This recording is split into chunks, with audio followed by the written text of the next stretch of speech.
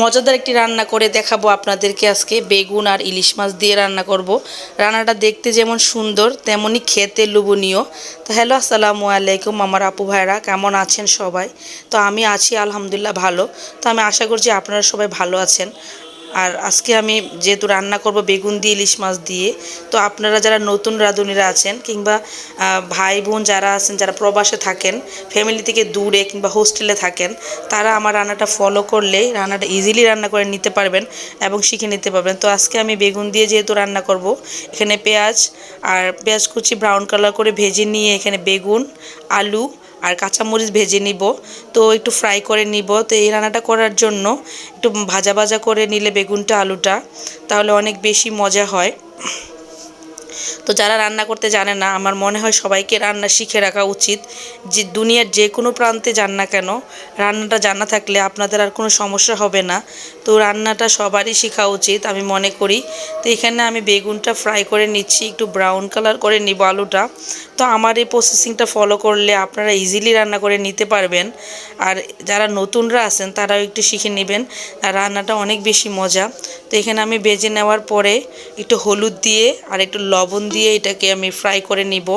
আর ইলিশ মাছটাকে তো অনেকে অনেকভাবে রান্না করে, তো একবার আমার রান্নাটা ফলো করে দেখবেন, খেতে যে কতটা মজা এটা বলে বোঝানো যাবে না। তো এখানে দেখতেই পাচ্ছেন একটু ব্রাউন কালার হয়ে গেছে, মানে ফ্রাই হবে এরকমভাবে। তো আমার রান্নাটা ফলো করবেন, যদি এইভাবেই রান্না করে খান তাহলে অনেক বেশি মজা। তো এখানে হলুদ আর লবণ দিয়ে আগেই দিয়ে দিব। তো দেওয়ার পরে একটু ভেজে নিব। তো আপনারা এই পর্যায়ে হলুদ আর লবণ দিয়ে আর একটু ফ্রাই করে নেবেন, তাহলে লবণটা আর হলুদটা আলুর মধ্যে আর বেগুনের মধ্যে সুন্দর করে ঢুকে যাবে। আর খেতে যখন ভাজার এই পর্যায়ে আসবে, তখন আমি একটু পানি অ্যাড করে দিব। তো পানি অ্যাড করে দেওয়ার পরে আপনারা একটু পানিটা মিশিয়ে নেবেন। এই রান্নাটা অসাধারণ হয়। তো অনেকে অনেকভাবে রান্না করে এটাকে, তো আমি এটাকে রান্না করি এভাবে। তো আমার বাসায় তো সবাই অনেক বেশি লাইক করে। তো আপনারা একবার করবেন, তো আপনাদের বাসায় সবাই অনেক বেশি মজা করে পছন্দ করে খেয়ে নেবে। আর আমাকে জানাবেন রান্নাটা আসলে কেমন হয়েছিল। তো এখানে বেগুন আর আলুটা যখন একটু ভালো মতো ফ্রাই হয়ে আসবে, তখন আমি এখানে সব কিছু অ্যাড করে নিব। তো আমার আপু আর ভাইয়ারা যারা প্রবাসে থাকে কিংবা যারা ফ্যামিলি থেকে দূরে থাকে, তারা আমার রান্নাগুলো ফলো করবেন, তাহলে আপনাদের উপকার হবে। তো আমি এখানে পানি দিয়ে দিব। পানি দেওয়ার পরে তারপরে মিশানোর পরে অন্যান্য মশলাগুলো দিয়ে নিব। তো এখানে যে কোনো মাছ দিয়ে আপনারা এটা করে নিতে পারেন। আর রান্নার শেখাটা অনেক বেশি জরুরি এখন। সবাইকে রান্না জানতে হয়, আসলে রান্না না জানলে বিপদ বরঞ্চ। আর রান্না জানা থাকলে আপনারা যে কোনো পজিশনে যে কোনোভাবে আপনারা নিজেকে মানিয়ে নিতে পারবেন। এখন রান্নার জানাটা অনেক বেশি জরুরি, ছেলে হোক কিংবা মেয়ে হোক। আর রান্না করতে জানলে নিজের প্রয়োজনগুলোও সমাধান নিজের যেইগুলো প্রয়োজন বা যেগুলো খেতে ইচ্ছা করে সেগুলো নিজেরা করে নেওয়া যায়। তো এখানে আমি কথা বলতে বলতে এখানে পানি অ্যাড করে দিলাম। তো পানি অ্যাড করার পরে পানিটা মেশানোর পরে আমি অন্যান্য যে মশলা তারপরে মাছ অ্যাড করে দিব। তো আপনারা দেখতেই পাচ্ছেন আমি এটা দিয়ে দিলাম। তো এখানে যখন বেগুনটা আলুটা একসাথে একটু হালকা সিদ্ধ হয়ে যাবে, তখন আমি মাছ অ্যাড করে দিব। তো এখানে আমি ধনিয়া পাউডার তারপরে মরিচ পাউডার দিয়ে দিব। তো আপনারা আপনাদের প্রয়োজনীয় মতো মশলা অ্যাড করবেন। মানে বলতে চাচ্ছি মরিচের পাউডারটা আপনাদের ঝাল বুঝে টেস্ট বুঝে তারপরে ব্যবহার করবেন। তো আমি যেহেতু একটু বড়দের জন্য রান্না করতেছি, তো আমি একটু ঝাল ঝাল করে রান্না করব।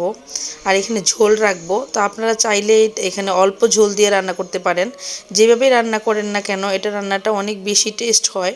তো আমি একটু ঝোল করে রাখবো। চাইলে আপনারা আপনাদের মতো ঝোল করে রাখতে পারেন কিংবা ঝোল শুকিয়েও রান্না করে নিতে পারেন বা অল্প পানি দিয়ে রান্না করতে পারেন। তো আমার রান্নার অলমোস্ট মানে আলু সব কিছু সেদ্ধ হয়ে গেছে। তো আমি পানিতে সেদ্ধ সব একসাথে মিক্সড হওয়ার পরে তো আমি একটু ধনেপাতা অ্যাড করে দিব। তো আমি অনেকে দেখা যায় ইলিশ মাছের মধ্যে ধনেপাতা পছন্দ করে না, কিন্তু এই রান্নার মধ্যে যে বেগুন আলু দিয়ে ঝোল রান্নাটার মধ্যে ইলিশ মাছ দিয়ে করলে একটু ধনেপাতার সিজন, যেহেতু ধনেপাতা ইউজ করলে অনেক বেশি মজা হয়। তা আপনারা একবার এভাবে করে দেখবেন আর আমাকে জানাবেন কেমন লাগলো। তো দেখতেই পাচ্ছেন আমি যখন ধনেপাতাটা মিক্সড করে নিচ্ছি, আমি একটু মাখো মাখো হয়ে গেছে।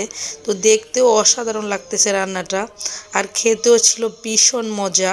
তো একবার আপনারা করে খাবেন, যদি করে না খান তাহলে বুঝবেন না আসলে রান্নাটা অনেক কেমন টেস্ট। তো এই যে রান্না এভাবেই করে নেবেন। আর রান্না যেহেতু যারা পছন্দ করে করতে তারা জানে রান্না আসলে কোনটা মজা হয় দেখলে বোঝা যায়। তো দেখতেই পাচ্ছেন আমি আগে উঠিয়ে রাখলাম যে মাছগুলো ভেজে হালকা ফ্রাই করে নিলাম। তো ওগুলো আমি একটু অ্যাড করে দিব এখানে।